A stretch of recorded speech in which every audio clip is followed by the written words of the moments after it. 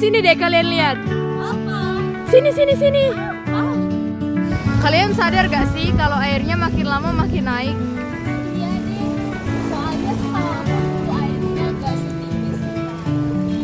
Iya nih, panas juga padahal para anginan. Kira-kira itu karena kenapa ya? Pergi ke pantai melihat karang. Ombak datang, silih berganti.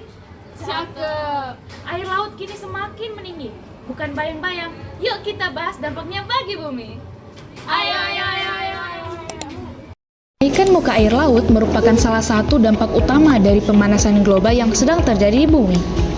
Fenomena ini menimbulkan konsekuensi yang serius, terutama bagi wilayah pesisir dan pulau-pulau kecil yang ada di negara kita, karena daratan yang semakin menyempit dan beresiko adanya tenggelam.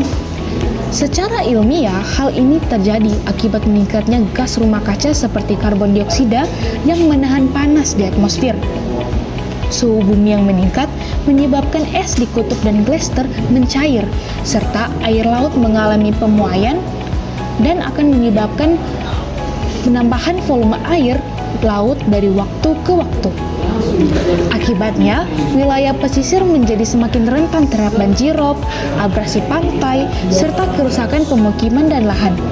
Dalam jangka panjang, pulau-pulau kecil bahkan bisa menghilang dan ekosistem pesisir pun terancam. Hal ini menunjukkan bahwa kenaikan muka air laut bukan terjadi secara tiba-tiba, melainkan proses yang dipercepat oleh pemanasan global. Jika tidak dikendalikan, maka dampaknya akan terus terluas dan mengancam kehidupan manusia.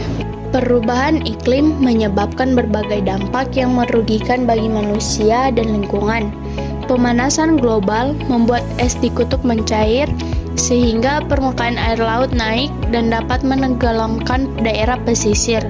Selain itu, perubahan iklim juga menyebabkan kerusakan lingkungan serta meningkatkan terjadinya bencana alam seperti banjir, kekeringan, dan cuaca ekstrim.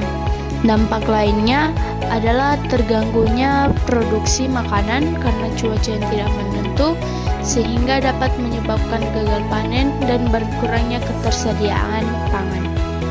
Untuk mengatasi permasalahan kenaikan muka air laut akibat mencairnya es di kutub, dapat diatasi dengan cara mengurangi emisi gas rumah kaca dengan beralih ke energi terbarukan dan menghemat penggunaan energi.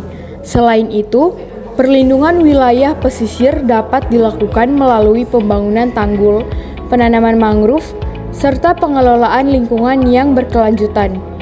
Pada sektor pertanian diperlukan adaptasi terhadap perubahan iklim agar produksi pangan tetap terjaga.